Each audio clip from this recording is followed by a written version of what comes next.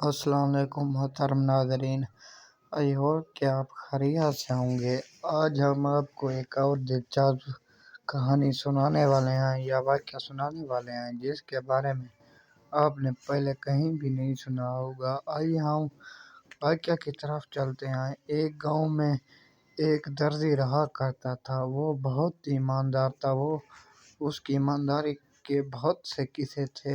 وہ لوگوں کو وقت پر کپڑے سی کر دیتا تھا۔ ایک دن اس کے پاس ایک امیر آدمی آتا ہے۔ وہ اپنے کپڑے اس کو دیتا ہے اور اس کو سلائی کرنے کو کہتا ہے۔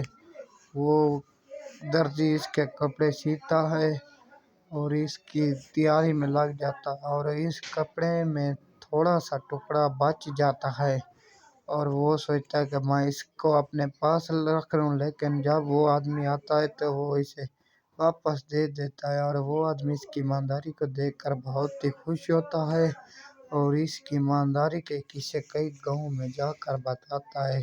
جلدی درزی کی شہرت دور دور تک پھیل جاتی ہے اور درزی کے پاس بہت زیادہ کام آ جاتا ہے اور وہ ہمیشہ ایمانداری سے کام کرتا ہے۔ اس کہانی سے ہمیں یہ سبق ملتا ہے کہ ہمیں ہر کام ایمانداری سے کرنا چاہیے۔ ایمانداری سے ہمیں کامیابی حاصل ہوگی۔ آئی ہوپ کہ آپ کو ہماری یہ کہانی پسند آئی ہوگی۔ اس جیسی مزید کہانیاں دیکھنے یا سننے کے لیے آپ ہمارے یوٹیوب چینل کو سبسکرائب کرنا نہ بھولیں۔